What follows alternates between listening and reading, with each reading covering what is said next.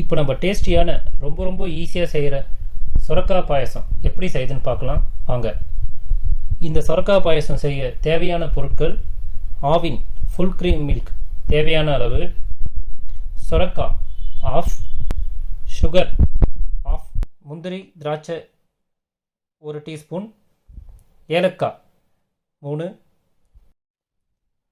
சொரக்காயில் மேலே இருக்க தோல் சீவிட்டு ஆஃப் சொரக்காய் எடுத்துக்கோங்க.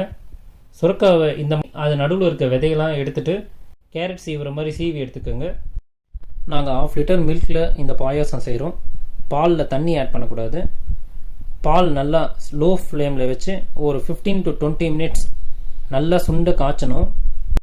இந்த பாயாசம் ரொம்ப ஈஸியாக செய்யலாம். இதுக்கு மெயின் இன்க்ரீடியன்ட்ஸ் 2 தான். பால், சொரக்காய் மட்டும்தான். பால் நல்லா திக்காகிடுச்சு. இப்போ நம்ம துருவி வச்சுருக்க சொரக்காயை இதில் ஆட் பண்ணிக்கலாம். சொரக்காயை 10 நிமிஷம் பாலில் வேக விடுங்க.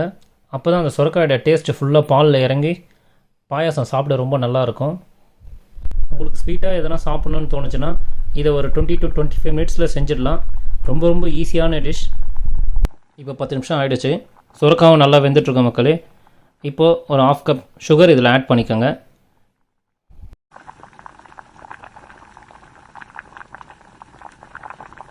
நெய் 2 டேபிள் ஸ்பூன், முந்திரி 1 டேபிள் ஸ்பூன், திராட்சை 1 டேபிள் ஸ்பூன் நல்லா லோ ஃப்ளேமில் வறுத்து பாயாசத்தில் ஆட் பண்ணிக்கலாம். ஃபைனலாக ஏலக்காய் 2, அப்படி இல்லைனா ஏலக்காய் பவுடர் 1/2 டீஸ்பூன் ஆட் பண்ணி ஸ்டவ் ஆஃப் பண்ணிடலாம்.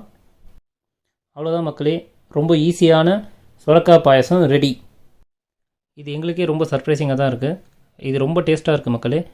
பாய் வீட்டு கல்யாண பாயாசம் மாதிரி ரொம்ப டேஸ்ட்டாக இருக்குது. நீங்கள் உங்கள் ஃப்ரெண்ட்ஸ் அண்ட் ஃபேமிலிக்கு கண்டிப்பாக செஞ்சு கொடுங்க. இதை நான் மஸ்ட்டு ட்ரைனே சொல்வேன். இந்த வீடியோ உங்களுக்கு பிடிச்சிருந்தா இந்த ரெசிபியை செஞ்சு சாப்பிட்டு பார்த்துட்டு கமெண்ட் பண்ணுங்கள், லைக் பண்ணுங்கள், ஷேர் பண்ணுங்கள். எங்கள் சேனலை சப்ஸ்கிரைப் பண்ணுங்கள் மக்களே. மீண்டும் ஒரு ஈஸியான ரெசிபியோடு உங்களை சந்திக்கிறோம். நன்றி, வணக்கம்.